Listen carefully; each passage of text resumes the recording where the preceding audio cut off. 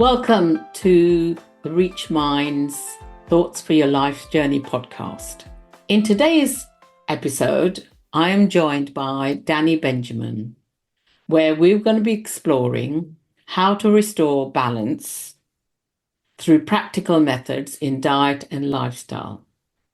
We'll also be looking at how to address physical, mental, emotional, and belief systems that may not serve us in the present, along with some practical ways to restore balance. Dani's journey into holistic health began in her early life, though she wasn't conscious of it at the time. She always cooked her food from scratch and had a deep understanding of how food quality and the provenance impact health. Dani took responsibility for her health and that of her family, nurturing a genuine feedback loop through her clear and deep connection with her body. I first encountered Dani about a year and a half ago when I felt that my body and mind were not aligned, and I was experiencing general symptoms of unwellness. Through our work together, I was able to take charge of what was going on in my body and focus on what was important. Since then, I haven't looked back. I'm certainly healthier now than I was 18 months ago. So welcome, Dani. Thank you so much, Nita. Lovely to be here. Lovely to have you on the podcast, Dani. So let's get going. Tell me a little bit about how your holistic journey began. I touched on it in the introduction, but just tell me a little bit more about that and what inspired you to pursue this field. So I'm going to work backwards, if that's okay. What really inspired me was when my father became quite ill and had, I'd say, 2 years of hell. And there was not much I couldn't do. It was people didn't take me seriously. That was the point. Yes, I would recommend food choices and meditative practice to him. And he's always been a big advocate and follower of natural health. But I think he got feared into something. And anyway, the long and short of it, he didn't survive. And it was after his death, as I said, when people were saying to me, where's the practicalities? Where are your qualifications? My mum said to me when I was recommending diet choices for him, where did you get your medical degree from? So those kind of comments, let's just say, pushed me into retraining. I was in the fashion business before I was in this alternative natural health. So that really propelled me forward to retrain as a naturopathic nutritionist.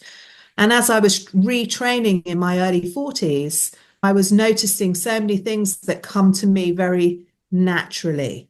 So as you said, our whole family has always cooked from scratch. And actually, my father was the big cook in our family. I've always cooked from scratch. I've always taken care of to follow the trail of the provenance of my food. I think that is hugely important. I am an omnivore. I eat everything, but it's really important to me to know where that animal has come from, or even the plant has come from, whether there's herbicides and pesticides used, antibiotics, organic, non-organic. I go into all of it. So when I came to studying the nutrition aspects of things, that was really easy because it was in depth. It was 3 years of studying nutrition plus anatomy and physiology and a whole host of other things that go with that. So it wasn't easy, but it felt very comfortable for me. So tell me a little bit about how you work with clients. I do pride myself in my clinic environment as being completely holistic. And that means looking at the whole person. And that means looking at actually the whole person that's sitting in front of me today. And yes, we're all human beings, or we all might be male, or we might be female, or somewhere in between. And there's commonalities that go with that. But you are an individual person. So I look at in clinical practice, really treating that person sitting in front of me in the present moment with their needs in that moment. So when I qualified in naturopathic nutrition, which effectively is using food as medicine and following some very key basic principles, I was asked, oh, what do you want to specialize in? Menopause or weight loss or pediatrics? And that kind of went really against this whole holistic view. And that's when I found bioresonance, which is a machine that I use in my practice. I don't think we're going to have the time to go into the ins and outs of bioenergetic testing. There's plenty of information out there. Anyway, it's a tool that I use that really reads the energetic body of the client. And stay with me, guys. Okay. So in my belief system, the energetic body is really your blueprint, your architectural drawings that build the physical form. So by scanning people with the machine, I was gaining extra information as to how the energetic body was performing, i.e., is it in a weakened state, or is it in a stress state, or is it in a balanced state? That's a very broad brush on things. And then when I married that information with nutritional requirements, vitamin, mineral requirements, amino acid requirements, etc., plus the case history. What's your story? When were you not the same since? Fill in the dots. Okay. And that kind of health detective work really married that together with that information, I was achieving really good results, but something was still missing. In 2022, I found compassionate inquiry, which is Gabor Mate's approach. He's the godfather of the wisdom of trauma. And I trained in that for a year. And it was really how trauma impacts Absolutely. body, how your story, your experiences impact your health. And that was the missing piece in my jigsaw puzzle. And it's fantastic because by allowing, what's the word? By recognition, by recognizing the trauma that is being held in the physical body and acknowledging it and accepting it to a certain extent, unpacking it even in a safe environment, suddenly the body felt safe again. And when the body feels safe, it works correctly. So then after some time, and that varies depending on who's sitting in front of me, again, their age, their health background, weight, height, anything really. Once that is acknowledged over a period of time, as the systems all settle, health is restored. That balance is restored. Clarity in the mind, fitness in the body, energy in the body, and a regulated nervous system. Fantastic. And that's what I hope that makes sense because I'm really trying to cherry pick because each topic is so deep within itself, but the results are incredible. They really are. And not are they incredible? It's an ongoing practice. So people come to a self-realization.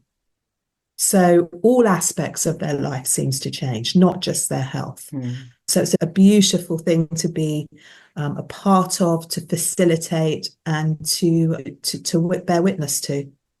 Absolutely. At the beginning, I said we are looking at a physical, mental, emotional belief system, and they're all interconnected from what you're saying. And you just can't fix the one aspect of it without looking in the nooks and crannies of the others as well at the same Indeed. time, because it's where, as I said, everything is so interconnected. And as you're already giving the benefits of it, how an individual can feel more energy. And certainly from my own experience, I certainly felt a sense around, because of what I was experiencing, that I needed to go and do something differently in order to get more goodness in my body, as opposed to continuing to suffer as I was doing, actually, or ignoring my Yeah. symptoms, which I think sometimes people do as well. I And think a lot of time people do that, and it's the symptoms of the body are really the language of the body. So the body is talking to you in its language. It's telling you, "Hey, I'm here. Don't ignore me." That might be in the words, in inverted commas, of a spot on your face, or a headache, or bloating in your stomach, or, as you said, fatigue. These are kind of things that we push through and say, oh, we've got to carry on. It's only a headache, or we carry on. It's only an itch or a scratch or whatever it might be. But these are the beginnings. These are the warning signs that I'm not happy. Please do something about it. And that's where the journey, unfortunately, for a lot of people, they're quite far down the road of a more serious condition before they sit up and take notice. But it doesn't matter. It's never too late for anybody, really. no, absolutely. And, I know that I've come across people in my Ayurvedic exploration where people have been able to rebalance themselves. I relish the day when East meets West fully. I think that's where the key lies to good health, is to really merge the two together without one antagonizing the other. But there seems to be this great big wall of ego between the two coming together, or one is less valuable than the other, which is quite frustrating from where I sit, because for me, the holistic approach is ageless wisdom that's been around for thousands, and like Ayurvedic medicine, Nita, it's been Yes, around for thousands and thousands of years, but it's not given the just deserves that it really does deserve. absolutely not. And hopefully, as more people listen to podcasts like this, they might be open to it. What tips or resources would you offer to others in order to begin to look at their well-being or their unwellness? Their unwell being. Unwell being, yeah. What would I look at? Well, a really good thing, and I do this every evening and every morning, is a check-in. So I will either lie in my bed or sit up in a chair, wherever it might be, in those moments before I go to sleep and in those moments before I get out of bed in the morning. And it's a real check-in. It's like, how do I feel physically? How do I feel mentally, emotionally? And how do I feel spiritually? And it's an inquiry. It's the beginning of a self-inquiry as to how am I feeling in this moment from all aspects. And it's a lovely it's a meditative practice of going within and communicating with yourself. Because you Absolutely. can't lie, right? Because who are you lying to at the end of the day? Oh, yes, everything's great, everything's fantastic. No, actually, I feel a little bit sad. And then you can follow that trail of, where does that sadness come from? Where do I feel that sadness in my body? Is it in my chest? Is it in my head? You can almost body scan yourself and land at a point that doesn't feel harmonious, doesn't feel in balance, and then self-inquire into it. Or you might go through the body physically. Well, actually, nothing really hurts. So I feel quite strong or energized, or I feel quite relaxed. So physically, I feel quite good, but mentally, I feel a little bit sad. So it's a play on that. And it's actually giving yourself this little bit of time and space to inquire and observe. You don't have to Absolutely. do anything. In fact, it's a non-doing practice. And it really does reap a lot of rewards into self-inquiry. So things like that are really easy to incorporate into your routines. And then just on the physical side, am I drinking enough water? Am I eating too many takeaways? We can just be curious into that. Oh my God, I've had 4 takeaways this week, or I've been out to dinner 3 times, whatever it might be. And by just recognizing it without judgment, just recognizing it, you can pull yourself back into, okay, next week or tomorrow or right here, right now, I'm going to do something about that. Yeah. I think one of the key words, Danny, that you just said, I think that has an impact. It's about not being non-judgmental Yeah, to ourselves. And I know that I can be my worst critic sometimes. If I've eaten that 3 times a week and I've noticed that, it's about being non-judgmental and not making up a story about what that means. Because, stories can lead us down a particular path, can't they? absolutely. Yeah, I think it's about not being judgmental as to yeah, where we find ourselves. And it seems to me when we come from that place of self-compassion and not judgmental, that we can be open to what appears, what our body is saying, or what we're noticing about ourselves as you wake up early in the morning. This morning, for example, I have a journal by my bed, and the word that came up for me was detachment. And I got curious about what that meant for me. And I wrote a little bit about it in my journal. And it took me to a place of what did I need to do for myself in order to be my best friend today, not tomorrow, but today. And I think it's getting into the practice of noticing. And I think getting up in the morning, it is a very powerful thing that we can do for ourselves. I agree with you. First of all, what a wonderful thing to have a journal by your bed, or even a piece of paper and a pen. Just Mm, you don't even need to write prose essays. It's just a couple of words mm. that will remind you. But there's a reason why that word for you, Nita, this morning, detachment, came up. It's almost like, okay, Nita, today this is what we need to deal with. And you explored it, and it's so refreshing. And from I was going to say about this non-judgment. So of course, from a non-judgmental point of view, because as soon as you feel judged, or even if it's just by your judging yourself, as soon as this judgment comes into play, you shut down. If Our I'm going to, egos, our yeah, egos shut things down. Yes. yeah, if I'm going to be judged, I'm Mm, not going to explore because it's too painful. mm, So absolutely. when we come from a non-judgmental way, from a non-judgmental path, we're open all of a sudden because I can express myself to myself and not feel criticized or judged by that. And it just is what it is. And that acceptance of it releases almost that tightening grip that it might have on you that, stay with me, right?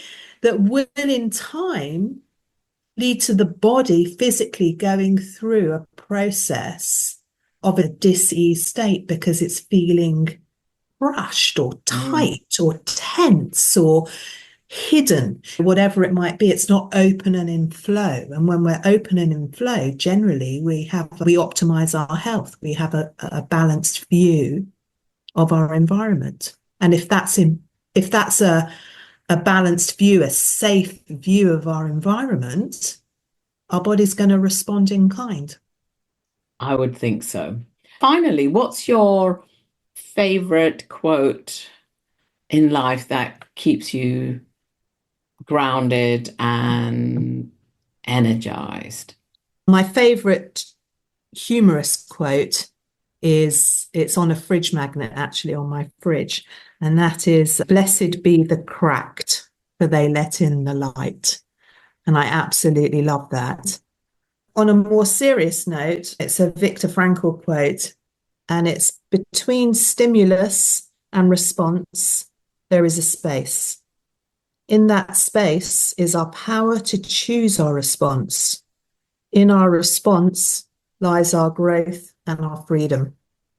Beautiful. I love listening to that. And for me, it's so spacious. And when I hear it, I realize that I've got choice. Indeed. And I always relate that quote to the inhale and the exhale breath, Mm. because when we inhale, we take in, and then there's that moment, that tiny speck of time between the exhale. And that's where the magic happens. That's where our oxygen is taken into the body and converted and used. And then we exhale the carbon dioxide out. But in that tiny moment of stillness, let's just say, this immense amount of stuff happens. And that's the magic. So it's really that moment between the stimulus and the response, that space. I love it.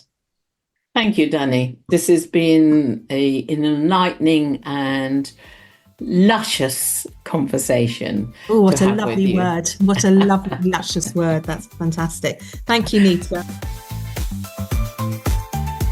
If you enjoy listening, tell a friend.